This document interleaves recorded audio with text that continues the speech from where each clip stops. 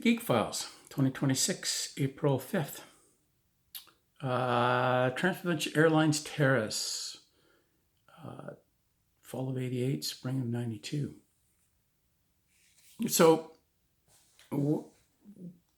most of the goods that came up for Johnny Mountain and the SNP came up in a barge to Wrangell and then were in bond and then shipped in. And the Wrangell Airport was one of the busiest airports in Alaska when those two mines were going, because they were just going concerns. But some of the stuff, it was better if it came, didn't go through the US and just came terrace to Johnny Mountain or SNP. Explosives, for example, because it's just to put them on a barge and take them up was a thing. So they would, because Terrace was an isolated airfield, it was an old military base, so it had big triangular, it used to be a big triangular landing strip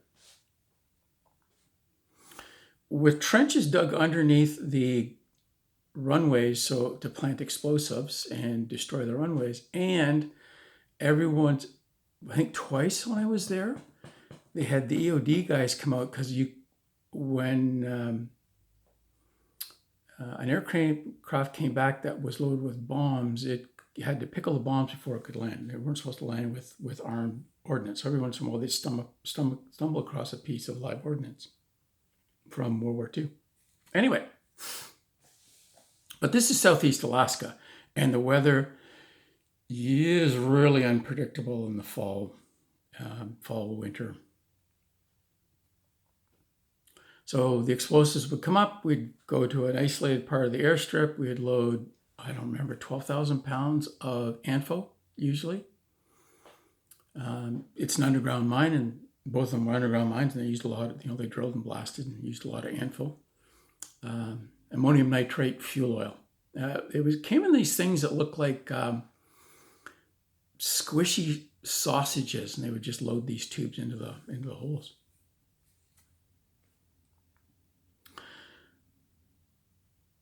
But the weather could get really bad, and if you had to divert, because weather, and it was shorter from SNP and Johnny Mountain to Wrangell, the diversion airport was in the US. So we had an occasion where we had, whatever it was, 12,000 pounds of ANFO on board a Bristol freighter. It diverted to Wrangell and couldn't get in for, I think the record was 21 days, 3 weeks. So they were not happy. There was a permanent customs official on the airport because we were bringing in so much bonded stuff, and they had to observe the transfer from the bonded container to the aircraft and then off the field. And here sat this Bristol freighter with 12,000 pounds of ANFO. Boy, were they not happy. But it gets boring. I mean, so a typical duty day was, for me, I would get up about an hour before the pilots were supposed to fly, go down, check out, make sure the aircraft is ready, run it up, make sure the mags were all good, and the aircraft is warm. So all these guys had to do was get in and fly the thing.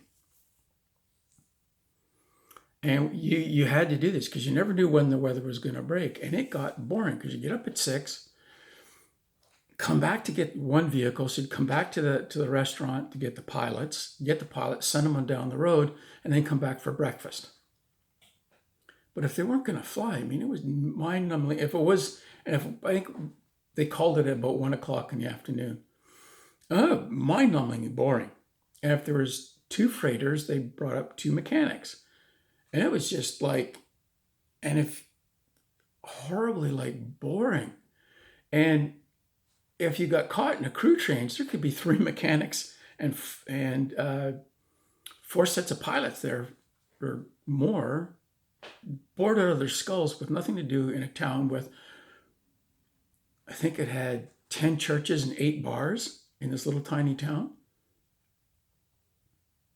So we started the Wrangell Rocket Club, because you could buy, the general stores were really general stores. They sold everything there.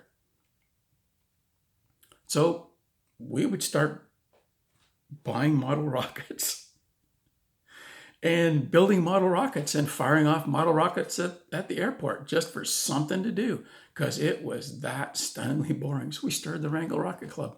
It was a lot of fun.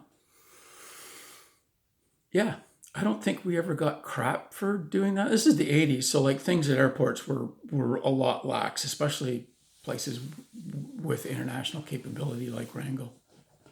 Yeah. So we'd pin them up and fire off our model rockets as we waited for the weather to clear. Yeah.